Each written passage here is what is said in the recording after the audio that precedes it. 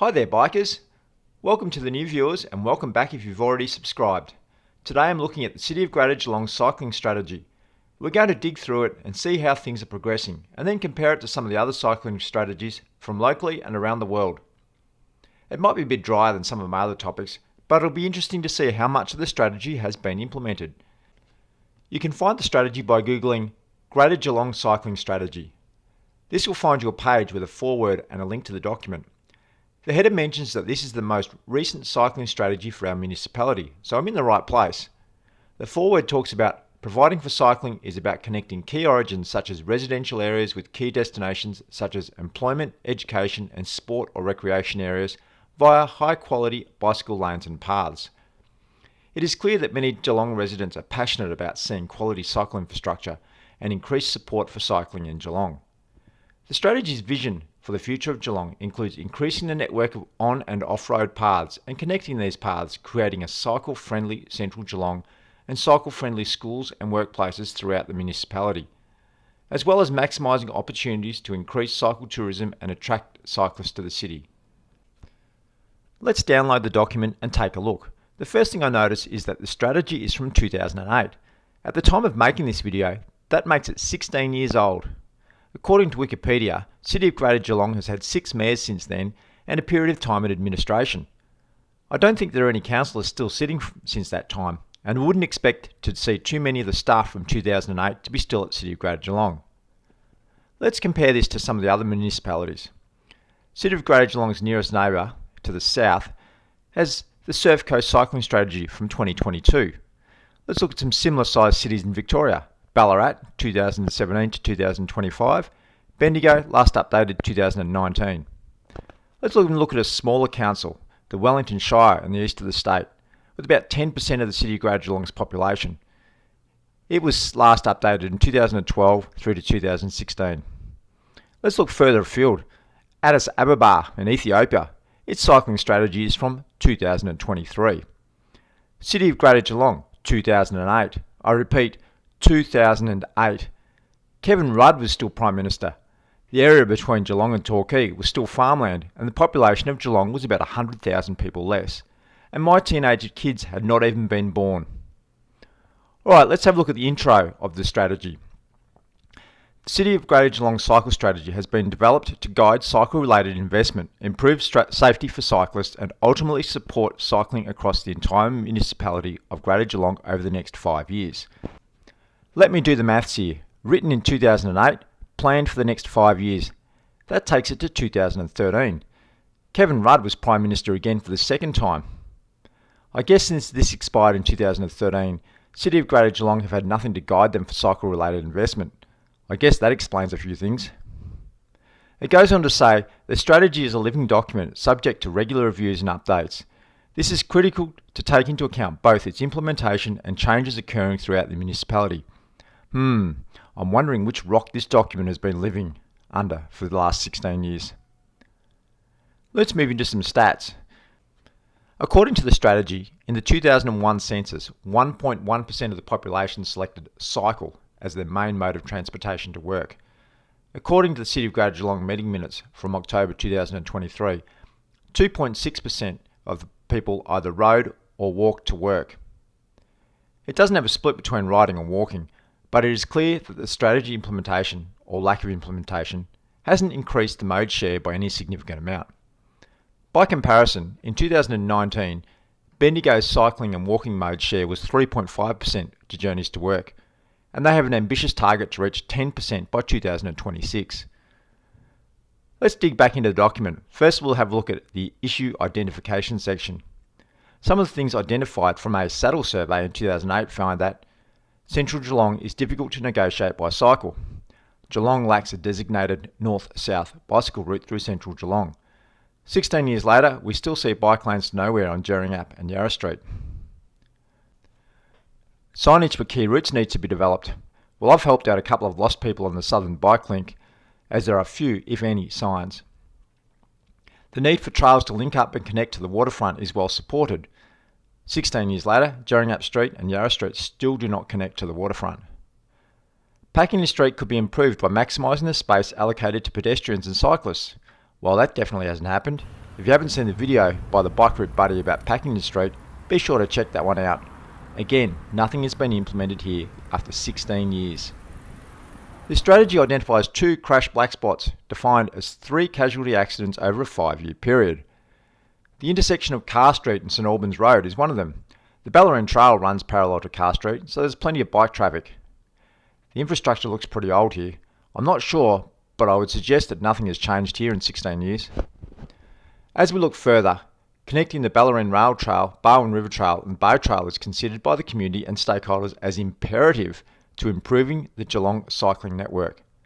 The state government has announced funding to make these connections via off-road cycle paths. We will investigate this further when we get to the recommendations. The strategy goes on to say that the idea of increased allocation of staff resources for sustainable transport with Geelong is supported by the community, council departments and external agencies.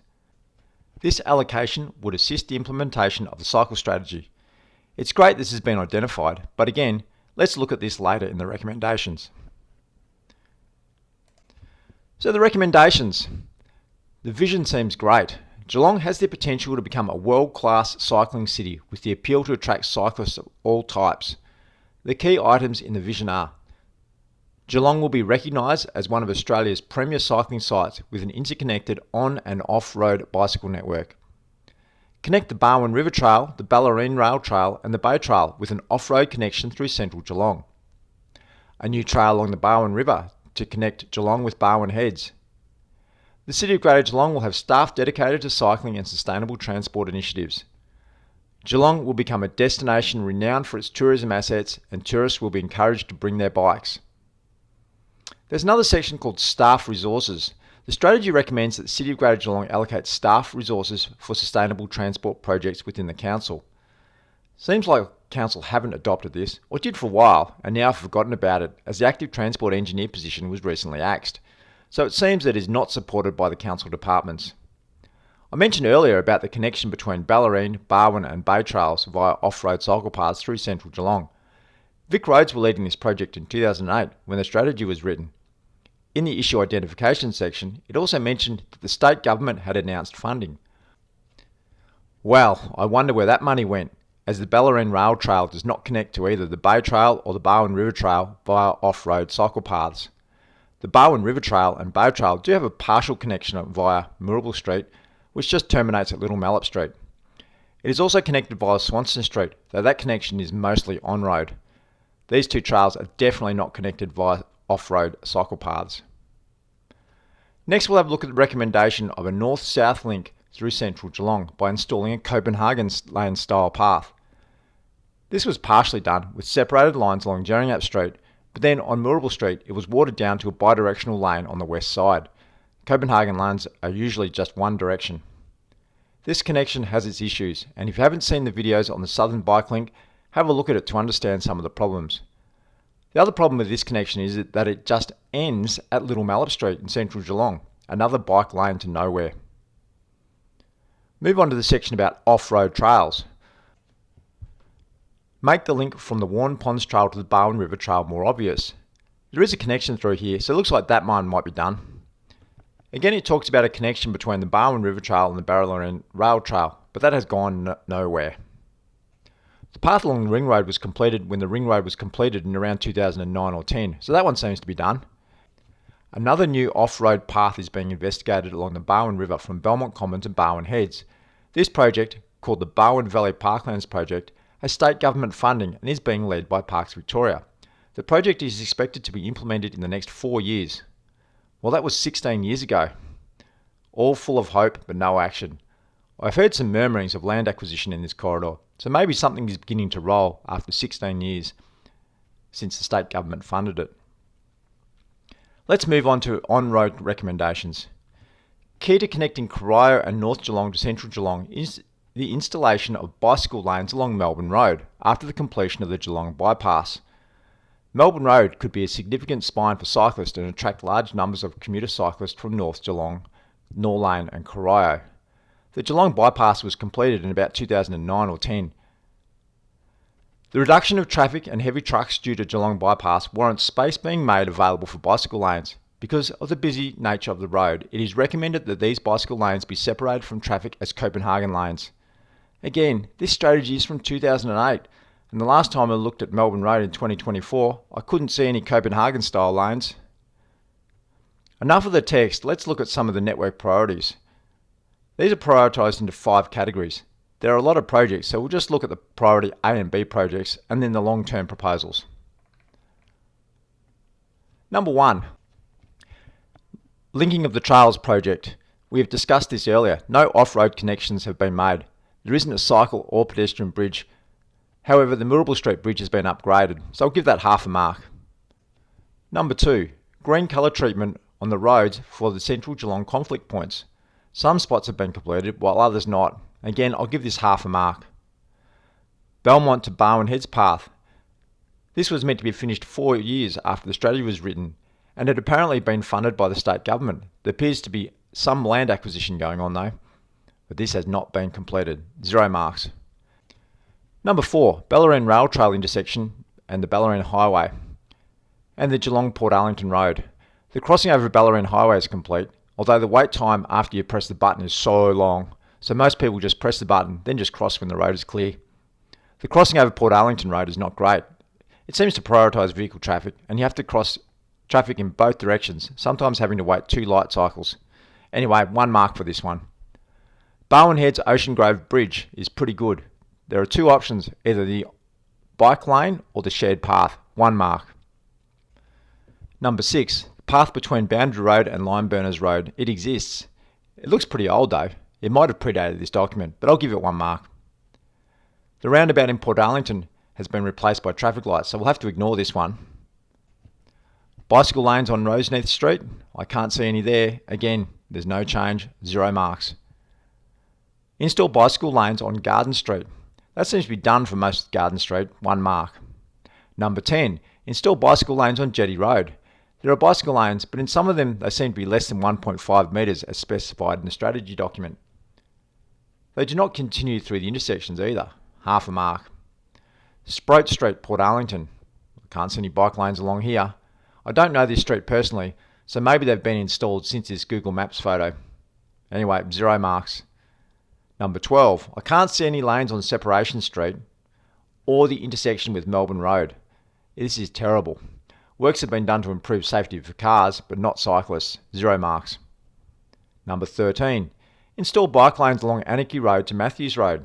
There ain't no magic paint bike lane along here. 0 marks. Number 14. Install cycle lanes at Thompson Street and Fernley Street. Thompson Street, fail. Fernley Street, fail. 0 marks. I probably should give this a -1 because it's 2 fails here. Remove the fence and treating surface under the James Harrison Bridge. I don't know of any fence, so it must have been removed. Not sure about the surface treatment. 1 mark. Seems things can be removed okay, but just not installed. Install on-road cycle lanes on Bacchus Marsh Road from Melbourne Road to Plantation Road. There isn't any cycle lanes here. Fail again. 0 marks. Install on-road cycle lanes on Olympic Avenue and Hinton Close. Boom boom for Olympic Avenue and same for Hinton Close. 0 marks. Number 18. Work with Vic Roads to review the municipal bicycle network. I can't verify this one, so I'll have to ignore it. Number 19. Install bicycle regulatory signing and driver warning and guidance signage on Deviation Road. Deviation Road has signs indicating not to ride along it. Is this what the action was pointing to? If that is the case, it seems the actions to get rid of bike riders are more likely to get done than the others. I'm not sure if this was the action, but I'll give it 0 marks anyway. Number 20. Install signs along the shared path along Melbourne Road and warning signs at the service station. I got hit riding along here a few years ago by a car exiting the service station. Looks like the warning sign has been installed. It's pretty low hanging fruit, but I'll still give it 1 mark. Well, that's the end of the A priorities. Let's tally up the results. So out of the A priority actions, there were 20 actions in total. I had to exclude 2, and the total marks were 7.5 out of 18, which is 42%. And that's 16 years worth of progress. Before we move on to the B priorities, don't forget to click on the subscribe button to see more videos. Alright, let's have a look at the B priority actions. Number 21. Beacon Point Road in Clifton Springs. Looks like a bike gutter has been installed, but parking is permitted, so it's not really a bike lane, 0 marks. Bicycle priority signals along Packington Street. I can't see any bicycle signal lights, 0 marks. Let's go through the rest of the B priorities quickly, as I think we're beginning to see a trend. St George's Road bicycle lanes, 0 marks. Signage along Laura Avenue, 0 marks. Connect lanes along Ballarat Road, 0 marks. Install bicycle lanes along Fenwick Street. It's only one block only, half a mark. Install lanes on School Road and Plantation Road to connect to Corio Station. There's a shared path, but the action says bike lane, 0 marks. Purnell Road from Princes Road to Melbourne Road, 0 marks. Wyndham Street, Drysdale, 0 marks. Number 30, seal gravel path under the Mirrabel Street Bridge. 1 mark. Number 31, bicycle lanes along Shoal Parade from Geelong Grammar to Foreshore Road. There is a shared path, but I don't see a bike lane. Again, 0 marks. Install bicycle lanes along Morgan Street and the Boulevard, 0 marks. President's Avenue to Orton Street and Ocean Grove. There is about 50 metres of bike lane on the opposite side of Orton Street. I think this is a fail, 0 marks. Alright, let's have a look at the results for the B priority actions. There was 13 actions in total. Total marks 1.5 out of 13, 12%. And that again is in 16 years. I don't think we need to go through the C and D and E priority actions. Many of those involved words such as investigate, develop, evaluate. So it's hard to quantify. However, one of the actions was regularly review and update the City of Greater Geelong cycling strategy. Let me repeat that. The action is regularly review and update the City of Greater Geelong cycling strategy. That is a big fail, as there is no update since 2008, and the link on the website says it's still the current strategy. We'll have a look at some of the long-term actions though. I'm not sure how many years are long-term, but it is 16 years since this strategy was written. So number 123, seal the Bellarine Rail Trail from Geelong to Drysdale. That's done, 1 mark. Seal Barwon River Trail between Swanson Street and Breakwater. That's done too, 1 mark. 125, widen shoulder and install signage on Horseshoe Bend Road. There's been a lot of work going on there with new developments, but there's still lots of sections with no work done at all, 0 marks. 126, resurface and install median lanes on Tom McKean Trail. Can't see any median line there, 0 marks. Connect the fragmented paths from Rippleside to North Shore. It is still a bit fragmented, going past the grain terminal, but the section along Mackie Street has been improved. I'll give that half a mark. Connect Hovels Creek shared path to Flinders Avenue. I'm not familiar enough with this one, so I'll have to omit this. Improve cycle provision on the Esplanade in Indented Head. Again, I'm not familiar with this enough to comment. It doesn't seem very quantifiable, but I'll admit this one. Install cycle lanes on Port Arlington, Queenscliff Road. Seems to be some shoulders along the road. They don't look like they're 1.5 metres wide, but I'll give them 1 mark. Number 131, shared path from Lime Burners to Point Henry. There's nothing here. Seems that this is no progress at all, 0 marks. 132, shared path on the north side of Townsend Road. Looks like it's still only a footpath to me, 0 marks. Improved shoulders along Elcho, Petulus and Hills Road in Lara. There ain't no shoulders on these roads, 0 marks. 134, build a recreation trail around the Port Arlington Recreation Reserve. Again, I'm not familiar enough with this, so I'll have to leave this one out. Number 135, create an off-road connection from the Geelong Bypass path to Deakin and investigate a link from the Barwon River path through Belmont and Colac Road. This seems to be 2 in 1. The first one is not complete. The path stops where the arrows are on this photo. The second one seems like stage 2 of the Southern Bike Link that was funded and all ready to be built, and then the councillors got cold feet at the last minute. But that is a video for another day, 0 marks. 136, improve on-lane roads on Muradock Road. I don't know about this one. I'm not sure if these lanes have been improved or not. I'll have to exclude it. 137, off-road path connecting Ocean Grove to Queenscliff. I can't see a path here, 0 marks. Advocate for an off-road shared path along the foreshore from Barwon Heads to Surf Coast Shire. Again, 0 marks. Investigate the feasibility of an off-road path from Point Henry to Clifton Springs. I don't know if this has been investigated, but it certainly hasn't been built. I will exclude this. Number 140, install an off-road bicycle path connecting along Flinders Road to the Yuyangs. First it is called Flinders Avenue, and the bicycle connection doesn't exist. 0 marks. So let's tally up the results for long-term actions. There were 18 actions, and I had to exclude 5 because I wasn't able to get a clear answer. That gave me a total of 3.5 marks out of 13, which is 27%. And that, again, is in 16 years. Is 16 years long-term? The strategy concludes with a long statement about how this document provides the City of Greater Geelong with the structure, information and forward planning to enable cycling to be significantly developed over the next 5 years and beyond. Well, at 16 years, we're definitely in the beyond realm. In terms of the actions, let's recap the results. A priority, 42%. B priority, 12%. Long term, 27%. I will let you make up your own mind. But if I had completed so few of my action items in the last 16 years, I don't think I'd have a job anymore.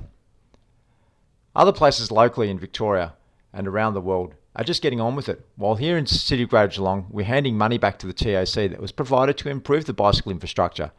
Ballarat, Bendigo, Surf Coast all have current cycling strategies. Even Wodonga, Shepparton and Wellington's are more recent than Geelong's. And they were only the handful that I looked up.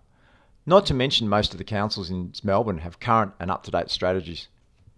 Stonington 2020, Port Phillip 2018 to 2028.